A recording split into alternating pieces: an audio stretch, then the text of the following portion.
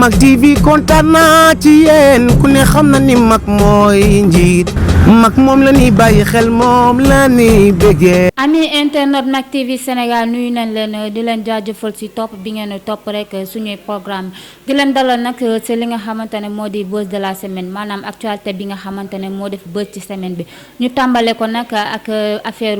monsieur Diop ñu gën ko xam ci Amadou Diop doon directeur fële ci école formation boobu leen ñu naan ISEC dañoo xëy nag ci fan yi liir ci yéenekaay yi ñu ne ki nga xamante ne moo di monsieur Diop benn gone bu tudd buy wuyoo ci turu Dieynaba Balde moo ko accusé rek daal di ne daf ko ëmbal ba pare di ko menacé naan ko na yàq biir bi wala mu rey ko moom nag ki nga xamante ne moo di monsieur Diop daal di na bañ daal di dindi tuuma daal di lànk ba tëdd si suuf nee na loolu yëpp ay tuuma kese la mu mel ni nag mbir yi dafa commencé compliqué ci ki nga xamante ne moo di monsieur Diop ndax moom monsieur Diop nag brigade des mœurs da koo teg loxo jamono ji nag mi ngi garde à vue fi nga xamante ne moo di brigade des mœurs boobu rek sax moom monsieur Diop daal di na fa woon déposé benn plainte contre ki nga xamante ne moo di Dieynaba Balde pour accusation si loolu nag la ñuy desene nag waaye nag bi yoon ci ki nga xamante ne moo di Abiba lañ jëm Abiba nag doom la ci ki nga xamante ne moo di monsieur Diop moom nag dafa porte plainte moom tamit ki nga xamante ne moo di Dieynaba Balde ak ay xaritam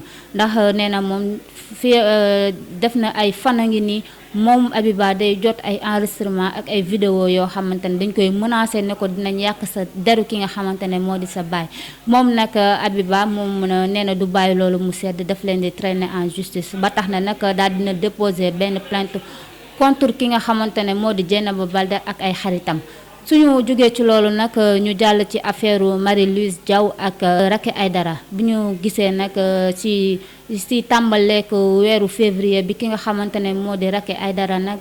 benn international bi wuyoo ci turu Babacar Gueye da ko jëloon nag soxna loolu nag metti ki nga xamante ne moo di Marie-Louise Diaw ba tax na mu génne ak ay audio ak ay enregistrement di yàq deru ki nga xamante ne moo di Racky Aïdara bu ñu gisee nag publication yooyu nag daal di def ba ci li nga xamante ne moo di réseaux sociaux yi internet yi nag ñoom namit ku si nekk daal di jël sa wàll di yàq lu mel ni xamee ki nga xamante ne moo di Marie-Louise Diaw bi ñu gisee bi ñu toogee nag ba keroog talaata ñetti fan ci weeru mars ki nga xamante ne nag moo di Kocc daal dina teg dossier bi su table daal di koy leeral ba mu leer nañ ndekete nag ki nga xamante ne moo di Marie-Louise Diaw du dara ci histoire bi victime la ki nga xamante ne nag mooy ndeyu mbili gi moo di yaayu Babacar Gueye ak sëru Babacar Gueye ndax ñoom ñoo woo Marie-Louise Diaw daal di ne ko dañoo bëgg rek nga woo ki nga xamante ne moo di Racky Aïdara nga wax ak moom ba pare enregistré ko te bu mu la yëkk soo ko enregistré nag nga envoyé ñu ko ñu won ko ñu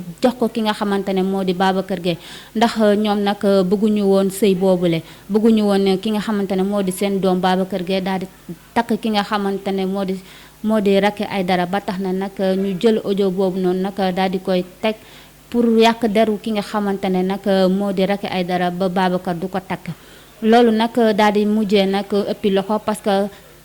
enregistrement yooyu ak audio yooyu dafa mujj daal di law ci dëkk bi ba tax na nag ab laaj daal di sampe laaj boobu nag du lenn lu dul kan moo war a jël vidéo yooyu ak enregistrement yooyu daal di koy partager ci réseaux sociaux yi ba ñëpp jot ci Kocc aussi tamit jot ci ba daal di ciy def moom tamit benn vidéo bu ñu jógee ci loolu nag ñu jàll ci ki nga xamante ne moo di Aby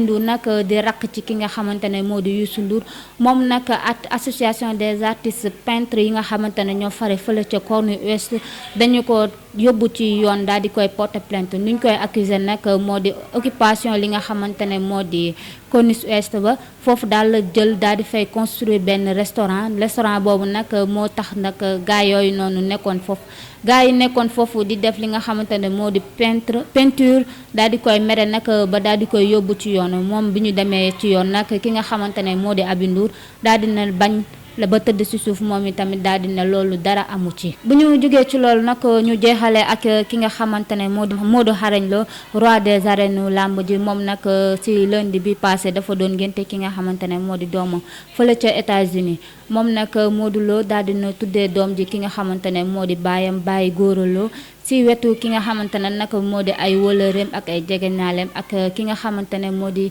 Baye Pël daal di doon wóolëre bu yàgg bi nga xamante ne ñoo bokk écurie Rock Énergie ami internet Mak TV Sénégal li leen andiloon ci seen buzz de la semaine di leen jaajëfal ci teewlu bi di leen jox rek rendez-vous semaine prochaine ak yeneen xibaar. Mak TV kontaan naa ci yéen ku ne xam na ni Mak mooy njiit Mak moom la ñuy bàyyi xel moom la ñuy bëggee